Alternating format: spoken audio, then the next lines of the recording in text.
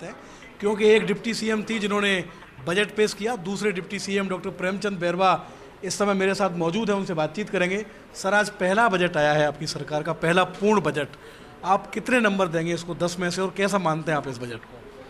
आज राजस्थान का बजट हमारी उप मुख्यमंत्री दिया कुमारी जी ने आज सदन में रखा है और हमारे यशस्वी मुख्यमंत्री भजन लाल जी का जो विजन है, विकसित भारत के समान विकसित राजस्थान हम लाएं, जब विकसित भारत का सपना पूरा हो, माननीय नरेंद्र मोदी जी का, उसको लेते हुए दिया है। हर वर्ग को छूता हुआ बजट है, जिसमें हमारे युवाओं को रोजगार देने से, किसानों को कई तरह के हम लाभ देने का उन्होंने कोशिश की है। गरीब पिछड़ा सबको समाहित करके, आप पत्रकारों को भी समाहित किया उन्होंने। इसलिए मैं कहता हूं कि हर वर्ग को छूता हुआ बजट और एक राजस्थान के विकास की ओर, कि हर किसान के किस तरह पैदावार बढ़े, उसके लिए सिंचाई की योजनाओं का भी बजट दिया है। हर डिपार्टमेंटों को, हर वर्ग को, हर क्षेत्र को छूता हुआ बजट दिया है। इसलिए ये राजस्थान के विकास की ओर निश्चित रूप से माननीय भजन लाल जी का जो विजन है विकसित राजस्थान का, वो पूरा होगा। टीकाराम जूली ने सर प्रेस कॉन्फ्रेंस की बजट के बाद विधानसभा में, और वो कह रहे हैं कोई दिशाहीन बजट है, कोई दिशा नहीं है, हमारी सरकार की कई योजनाएं इस बजट में भी शामिल कर दी हैं। तो टीकाराम जूली के लिए क्या कहें? देखिए, जिसका सोच और जिसका विजन होगा उसको पता है वो क्या देंगे, और जिनकी जो सोच ही नकारात्मक है उनको मैं उनके बारे में कह नहीं सकता, हो सकता उनको नहीं लग रही।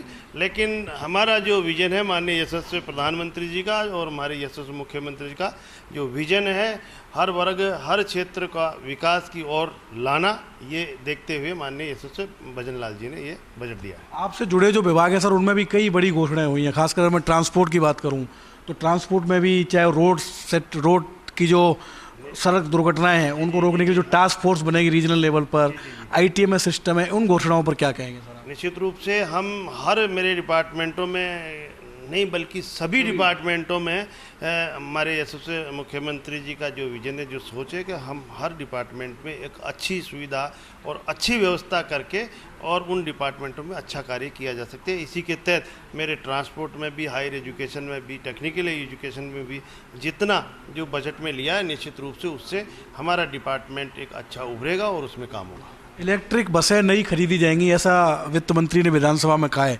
पिछली जो सरकार थी उसने 5 साल डिप्टी साहब पूरी कोशिश की, पर वो एक भी इलेक्ट्रिक बस नहीं खरीद पाए।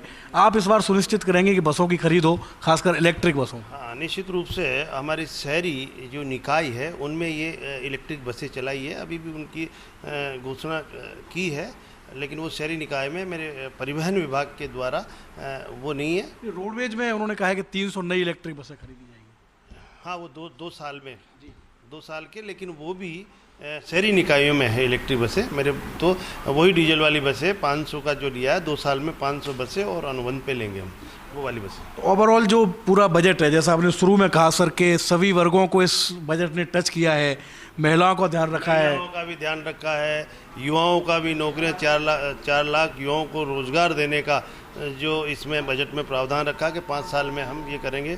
हमारे किसान भाइयों के लिए, हमारी महिलाओं के लिए और आम लोगों के लिए इस बजट में सबको छूता हुआ बजट और सबको ऊपर उठाने का बजट जो दिया है, निश्चित रूप से आम गरीब पिछड़ा सब इसमें समाहित करते हुए बजट दिया है। इसलिए मैं कहता हूं कि ये बजट, राजस्थान का बजट एक बहुत अच्छा बजट है जो कि हमारे इस राजस्थान को विकास की ओर ले जाएगा। तो आप मान के चलें कि जो डबल इंजन सरकार की बात प्रधानमंत्री कहते हैं, मुख्यमंत्री कहते हैं, आने वाले जो दिन हैं इस सरकार के, उनमें आज का जो बजट है वो मील का पत्थर साबित होगा जब ये घोषणाएं जमीन पर आएंगी।